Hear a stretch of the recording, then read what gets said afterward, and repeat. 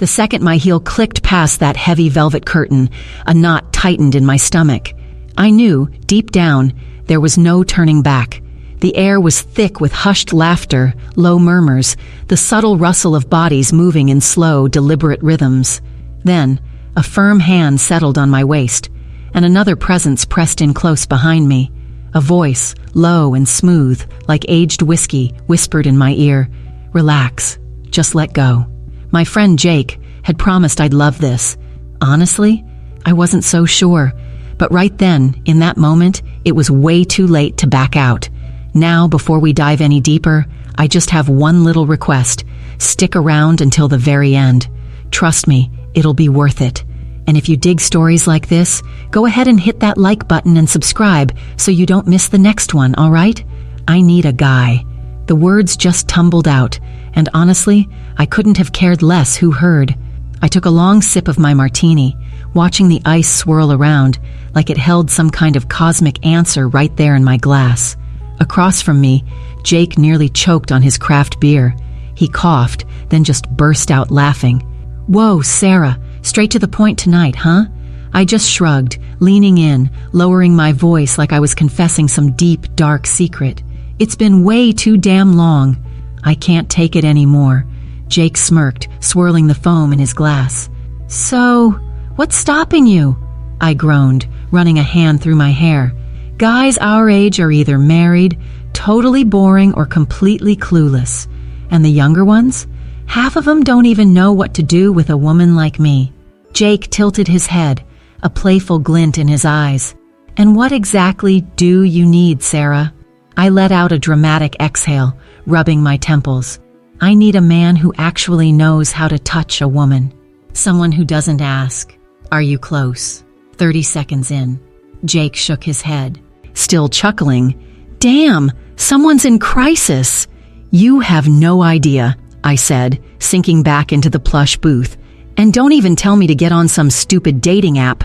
I don't need another dude sending me a "you up" text at 2 in the morning." Jake gave me this look, you know the one, like he knew something I didn't. "Maybe you're looking in the wrong places." I narrowed my eyes.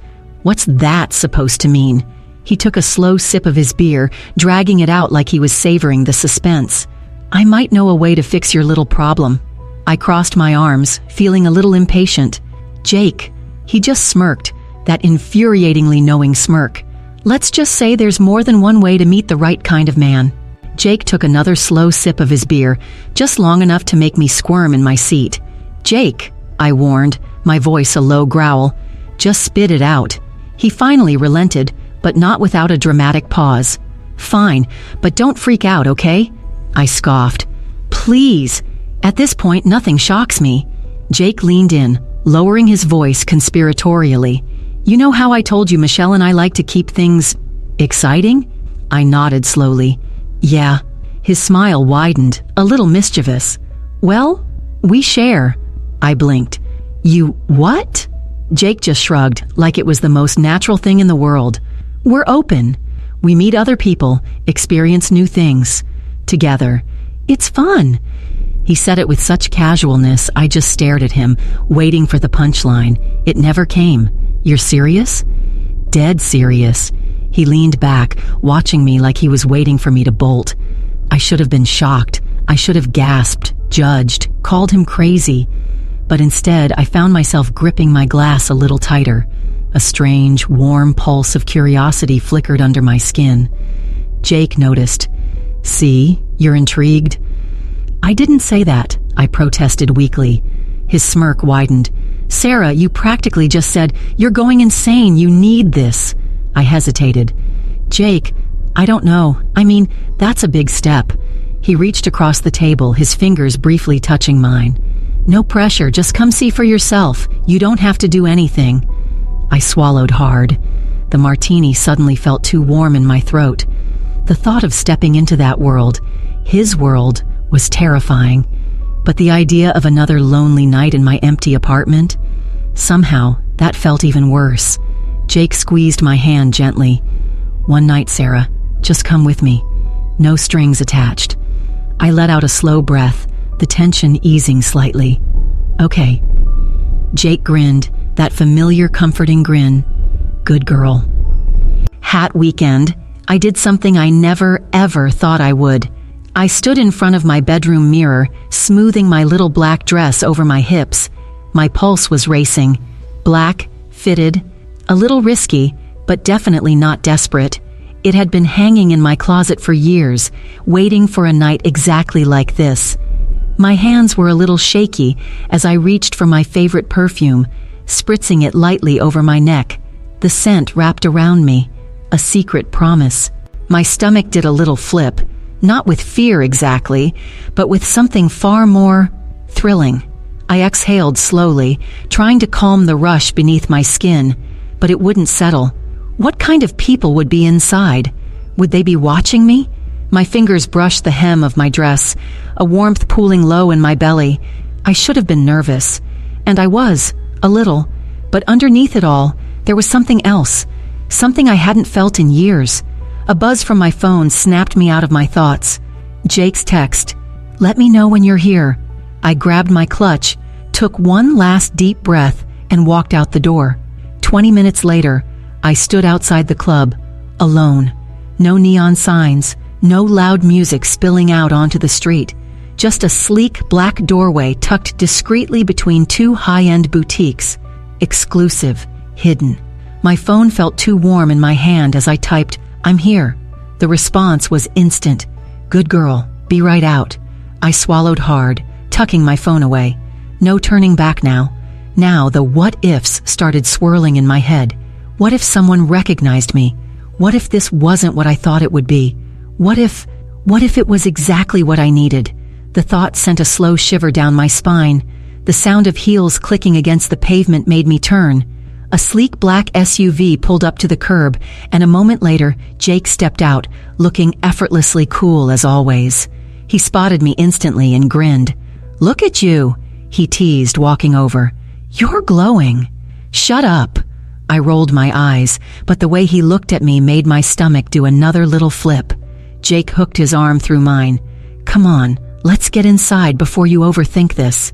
He led me toward the entrance, the heavy doors swinging open before we even reached them. A man dressed all in black stood at the doorway, his gaze sweeping over me, slow and knowing. "Welcome," he said, smoothly, his voice a low rumble. Jake pressed a hand against my lower back, gently nudging me forward. A warm electric pulse ran through me at his touch. I stepped inside. The bar hummed with low conversations, the dim lighting casting everything in warm golds and deep ambers. The scent of aged bourbon and rich cologne mingled in the air, wrapping around me like a subtle invitation. I lifted my glass, the burn of the liquor barely noticeable against the heat coiling low in my belly. Jake sat beside me, relaxed and confident, like he'd done this 100 times. Across from us, Michelle watched me with quiet amusement, her fingers swirling the dark liquid in her glass. "You're enjoying yourself," she murmured. It wasn't really a question. Before I could even answer, a presence settled beside me. Strong, commanding, effortlessly assured. My pulse kicked up a notch before I even turned my head. "Join me." The words weren't spoken as a request. They were steady, confident, filled with an expectation that sent a rush of something warm and undeniable through my veins. Jake barely glanced up, a small, knowing smile playing on his lips. "Go on." I hesitated for half a breath before placing my empty glass down and following. The moment we stepped past the heavy velvet curtain, the air thickened. It was warmer in here, heavier, charged with something unspoken. The lighting dipped even lower, into something more intimate, shadows flickering over plush seating. The softest strains of music curled in the background. He led me inside without a word, his touch a steady guide against the small of my back. Another couple was already waiting, their eyes drifting over me in quiet approval. The woman lounged effortlessly, her dress slipping just enough to hint at the softness of her skin. Her partner stood behind her, his touch slow, deliberate, tracing gentle patterns across her shoulders. My breath caught as a warm palm cupped my jaw, tilting my face upward. "Breathe," he murmured, his voice smooth, laced with a quiet command that sent shivers down my spine. I obeyed. but it did little to steady the restless heat licking through me. His hands followed a slow path down my arms, patient, studying me. When his fingers brushed lower, pressing against the inside of my knee, I felt myself shift instinctively, my body responding before my mind could catch up. A whisper of fabric, the brush of warmth against bare skin. His lips found my shoulder first, soft but insistent, leaving behind a slow trail of fire. A shudder rolled through me as his breath skimmed my throat, his fingers tracing delicate lines over my collarbone before dipping lower, then a deeper touch. He pressed forward, his presence undeniable, testing, teasing, waiting for me to surrender. And I did. My lips parted, a quiet hum slipping free as I welcomed him, letting him guide me, control the pace. A low sound vibrated in his chest, fingers slipping into my hair as he deepened his claim. I braced myself, my hands gripping his thighs, absorbing the warmth. He wait, the steady movement that left me reeling. Behind me, the space shifted, a second presence, now close enough that I could feel his breath at the nape of my neck. A firm grasp settled at my waist, fingers tracing over my curves, taking their time exploring. A slow exhale, a moment of stillness, then a gentle pull, guiding me where he wanted me, where they both did. My breath stuttered as I felt the pressure, the slow, deliberate stretch that left me gasping. My hands trembled, my body adjusting, welcoming the new rhythm that took over, moving me between them, surrounding me completely. At first it was patient, testing, coaxing, giving me time to absorb everything. But soon, it deepened, quickened. My body followed instinctively, letting go. My fingers curled, my skin burning under their touch, every inch of me attuned to their rhythm. I gave myself over to it, let myself be moved, guided, filled with nothing but heat and sensation. A hand gripped my chin, tilting my face up, meeting dark eyes filled with hunger. A mouth found mine, warm and commanding, stealing the last of my breath. As I gave in completely, my pulse roared in my ears. I barely registered the soft creak of the door, the murmured voices, familiar voices. Jake's tone, playful and indulgent. "She's beautiful like this, isn't she?" A new touch, fingertips ghosting down my spine, nails dragging lightly, possessively. Michelle's voice, low with satisfaction. "She belongs here." A shift, a new set of hands exploring, guiding, claiming. My mind blurred. My body surrendered fully, given freely to the movement, the heat, the sensation. Everything pulsed, warmth, rhythm, breath, the hum of pleasure filling the space. I was weightless, untethered, drowning in the hands and mouths that worshipped me. The pace deepened, my body molded between them, every inch of me ignited. It built higher, hotter, a fire consuming everything in its path until it crested and shattered. My body convulsed, trembling against the warmth that surrounded me.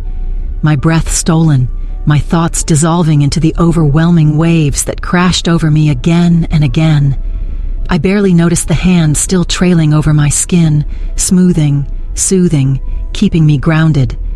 A slow, teasing kiss at my shoulder, another along my jaw, a gentle murmur against my ear. The world around me was hazy, bodies still moving, still indulging. The scent of warmth and satisfaction hung heavy in the air. Jake's fingers traced lazily down my arm, his voice a knowing purr. "Told you you'd love it." My body still trembled, the last waves of pleasure leaving me weightless, dazed. The air was thick with warmth, the scent of cologne and skin clinging to me, grounding me in the moment. I had let go of every hesitation, every restraint, and I had loved it. My breath steadied, but my mind spun. The Sarah who had walked in tonight felt distant, like a version of me I had already outgrown. I had given in completely, tasted something I never thought I would, and now a slow, thrilling hunger coiled deep inside me, tempting, lingering. Jake's fingers brushed over my arm, his voice smooth with amusement. "So, think you'll make this a habit?" Some say exploring new desires is the key to true satisfaction. Others say some lines should never be crossed. But what would you do? Would you take the risk or walk away? Let me know in the comments below. I'm reading all of them. And if you enjoyed this story, hit like and subscribe so you don't miss the next one. See you soon.